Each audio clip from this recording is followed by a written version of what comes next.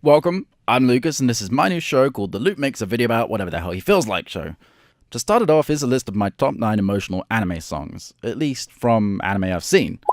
Keep in mind this list is very self-indulgent, it's my favourites, my opinion, and definitely not what I think are universally the best songs ever. Also, while emotional usually means sad, in this case I'm just using music that is, emotional. Finally, while the video in this show is mainly filler, it may have spoilers, so look away if you want to make sure. Anyway, let's get started. To start it off, number 9 goes to The Low of Solipsism from Death Note. While it's not exactly one of my favourite tracks, Death Note has a tendency of sneaking itself into any list of anything ever, and I'll tell you what, it's hard to find a reason not to include it in this one. I think most people can say that Death Note is one of their favourite shows ever, including me, and it has a kick-ass emotive soundtrack, but The Low of Solipsism just tops the show off for me. When that song plays, you know something is about to happen, and it's gonna be a game changer. It's a perfect song for showing the variety of the term emotional as well, and that's why I chose it for number 9.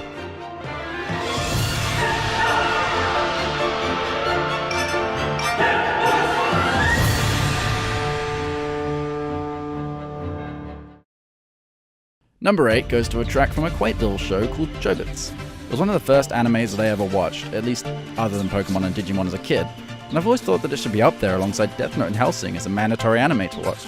The song in question is the Dark Chi theme. Now, I'll be honest, on its own this song is nothing special. I mean, don't get me wrong, it's still a fantastic song that pulls off being both mysterious and blood pumping at the same time, but I find it remarkably similar to a piece of music from the game Time Splitters, which I used to play religiously when I was younger. As I said, this is a list of my favourites, and I doubt anyone else will agree, but understand that when I was first watching Chobits, I was at the stage in my life when I was developing lifelong tastes from my knowledge of what I previously liked, so perhaps this song is solely responsible for my love of anime, and that's why it's on the list.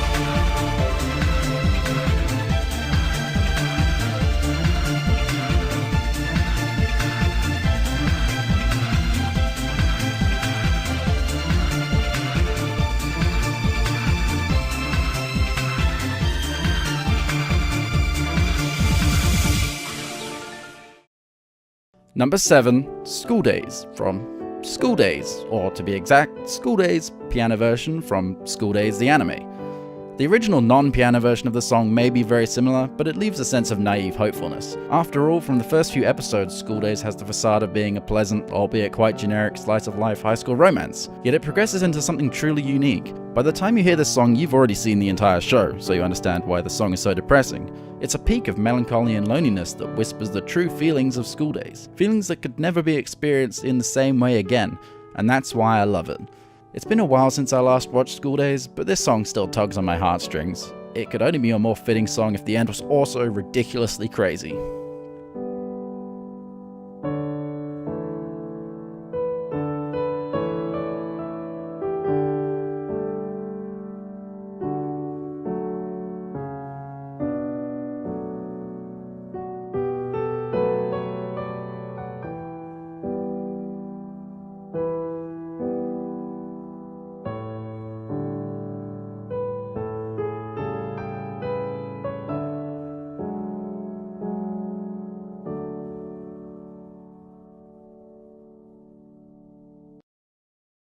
Next up at number 6 is the theme of SSS from Angel Beats.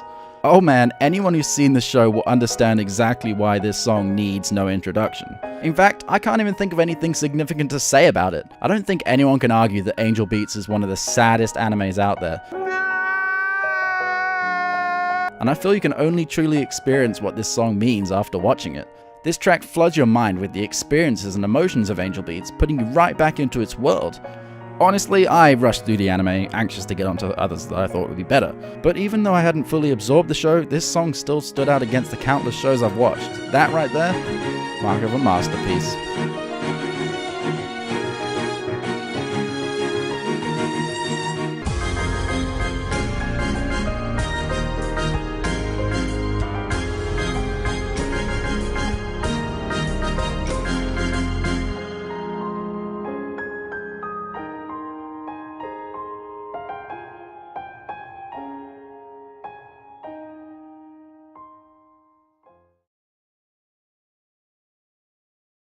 Number 5, the most inevitable song in history, the Fairy Tail theme song. Aside from just being an awesome anime, Fairy Tail also happens to have a fantastic soundtrack, perhaps even my favorite ever. It takes a stereotypical adventure-esque tavern music and turns it up to 11. It's like if it was made by Michael Bay, except good. However, this song tops it for me. I'd be hard-pressed to find a track that instantly sells a show for me like this one. I feel like it's the perfect song for the show. Such a motivating and inspiring anime, coupled with a piece of music that makes me want to go out and have my own adventure. It's a truly intoxicating mix. Until recently, I was certain that this anime was my favorite ever, and while that opinion may have changed, my thoughts towards this song haven't, and I doubt they ever will.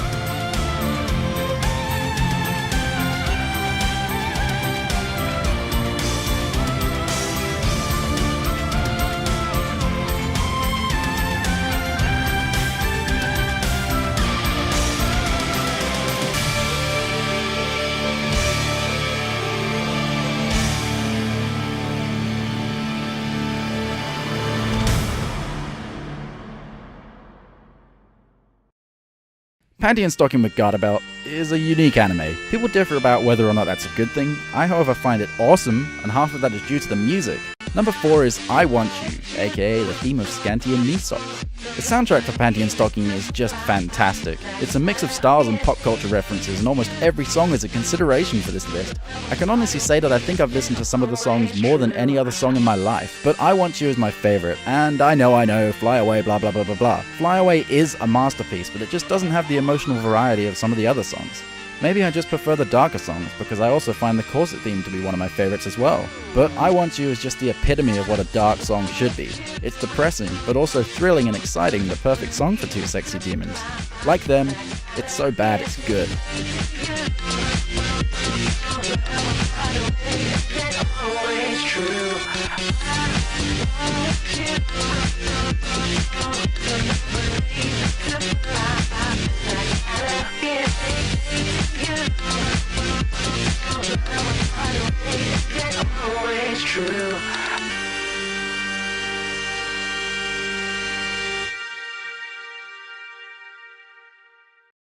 Number 3 is actually from an anime that I just finished watching.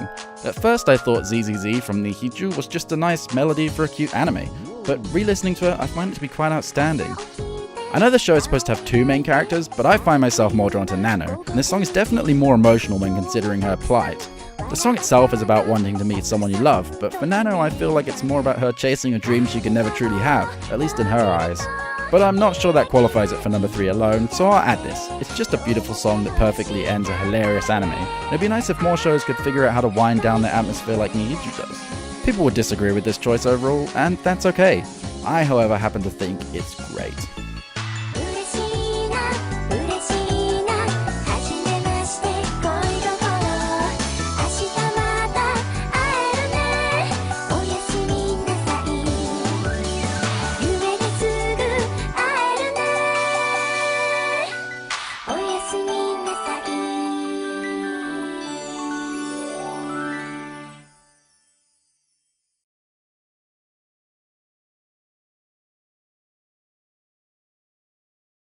Now, I don't speak nor pretend to be able to speak Japanese, as shown by my probable butchering of Nihiju, so I'll spare myself the embarrassment of trying to pronounce the next song and instead refer to it by its rough English translation. Number 2, from the melancholy of Haruhisu's or well, to be correct, the disappearance or vanishment of Haruhisu.